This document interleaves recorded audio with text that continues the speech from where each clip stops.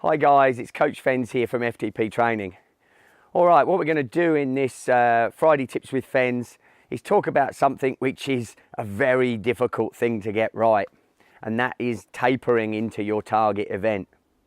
Okay, there's a huge amount of research been done into tapering and a huge amount of time I've spent with athletes trying to get this right, because obviously when you've done all that training, you want to make sure that you turn up at the event and have your very best legs on and have your very best day. Okay, you've put all that work in, nothing worse than getting there, knowing that you've been going great in training, and then you can't put it all together on the day, legs feel a bit dead, or you just don't feel like you have it. Okay, so let's understand what a taper is. When we've been developing load and we've been training really hard, we're putting a stress on our body. And over the course of periodization, of course, you have periods of rest where you supercompensate for the effort that you've put in. Now, when we come into a taper, we follow a similar process because we want to absorb all of the load that we've had over the past 2, 3, 4 months of training. But we also want to bring on our very peak performance. And this is where it can become very interesting and very difficult to get right. In my experience, every single athlete is slightly different when it comes to developing their taper. Okay, and most modern research, sort of a fantastic article when they looked at the last Olympic Games and they looked at a cross-section of athletes across multiple sports and looked at how they had tapered. Now, they had tapered a little bit different to the classic sense of a taper. Classic sense of taper is that it can be, depending on the event that you're doing, 1 to 2 weeks of reduced volume. You may reduce to about 70% and 60% of your previous load and include some high intensity work to keep the sharpness there and not lose any cardiovascular fitness. Okay, now the research from the Olympics suggested that most of the elite athletes that won gold medals actually had a rest period, or the biggest amount of rest, a week before the event. Not the week leading up to the event, the week before. That is where they had a little bit of time off, had their recovery days, and then in the week or 10 days leading into the event, they actually resumed some quite solid training. Okay? Now, by solid training, you're doing short, sharp, hard efforts that are similar to and specific to the event that you're doing. Okay? So again, that is very different. If you're doing a criterium, for instance, as opposed to a long endurance event, something like a Grand Fondo, obviously they're very different events with very different demands. So how you taper is again going to be a little bit different. So if you're coming into a criterium, what I'd suggest, if you're carrying some good load coming into that period 2 weeks before, is have 2 weeks out, have 2 to 3 days of very, very easy riding, or take some time off. Okay? Normally when you come back from a few days off, you get that feeling that the legs don't feel great. That's totally normal.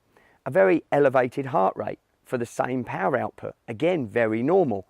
You've had a little bit of detraining in the central system of your left ventricle. It takes 2 or 3 days to get back from that, and for everything to start firing again, and heart rate to resume normal heart rate for the given exercise intensity. Okay, then coming into that criterium, what I'd suggest doing is an activation session, maybe on the Tuesday. The activation session will contain various intensities, but not long enough to create any residual fatigue, but short, sharp, hard efforts. You may do a couple of 5-minute threshold efforts. You may do 2 or 3 1 to 2 minute VO2 efforts and a few sprint efforts. Again, what these are doing is they're resembling the demands of the event, but they're in a session that's not long enough to create a huge amount of fatigue. Okay, so Wednesday, you may have a little bit of recovery from that session.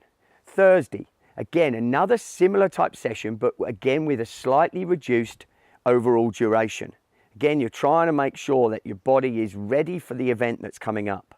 If the event's on the Saturday, I'd suggest doing a pre-race session. Pre-race session is going to include, again, some hard efforts that are going to activate the muscle mass. Make sure that it's ready for what's happening the next day.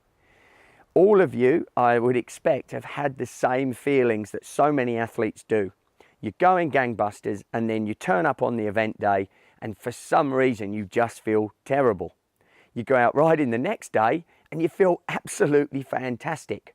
So what the race has done, the race has acted as your pre-race workout, and it has really opened you up, really got you prepared for the demands of what your body's going to go through. So therefore you've got to put that in the day before the race. For some riders, that needs to be really quite hard. For some others, it needs to be a little less hard with a few less intervals. So again, this is something you have to fine tune. And again, I would look at that in relation to the load that you're bringing into the event. Okay, so if you're bringing in loads of load and you're a very aerobic athlete, you may need to do a little bit more work in those final few days. If you're a very anaerobic athlete, you may need to reduce that. You want your anaerobic system to be firing 110%. You don't want to come into that with a dent in it so you can't access all of your anaerobic capacity to keep punching out of corners and be there at the end of the race. All right, so if you're doing a Gran Fondo events are very different. You can come into Gran Fondo events a little bit less fresh, because what you don't want to do is you don't want to detrain that central cardiovascular system. Okay, so what I would do with an athlete coming into a Gran Fondo single one-day event is potentially carry a bit more load into the event. We can talk in terms of CTL, chronic training load, training stress balance. For most athletes coming into Gran Fondo, I wouldn't want them to freshen up any more than a positive 10 training stress balance. In fact, I may bring them in between 0 and positive 5 training stress balance. Whereas the Criterium rider, I might bring them in at plus 15 to plus 20. Okay, remember these are figures and they're different for everyone. So don't take any one thing you read or hear as that is it. You have to try these things. You have to manipulate the variables to get the best taper for you. And you do that in your prior, less important B and C category races so that you fine tune that process. When you fine tune that process, I suggest you just keep nailing it, because by repeating that process, you then give your mind that belief that this is when I turn up on my best form. And when you do that, you tend to turn up on your best form and have that great race. So okay, so the take-home points from this is that everyone tapers and needs different activities, different loads and different exercises to come into, different workouts to come into their very best form for their targets events. The basic principle is a reduction in load and bringing on a little bit of freshness. If you're doing a long event, you do not have to come as fresh. If you're doing a very short, sharp, hard event like a time trial or a criterium, I suggest being a little bit fresher. If you're doing a stage race where you can ride into the race, you might want to come into that a little bit fresher, because obviously each day is going to be driving your training stress balance down.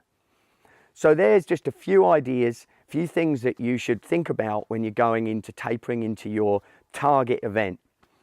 Not all of us are made equal, therefore we need to understand what is the best taper for each individual.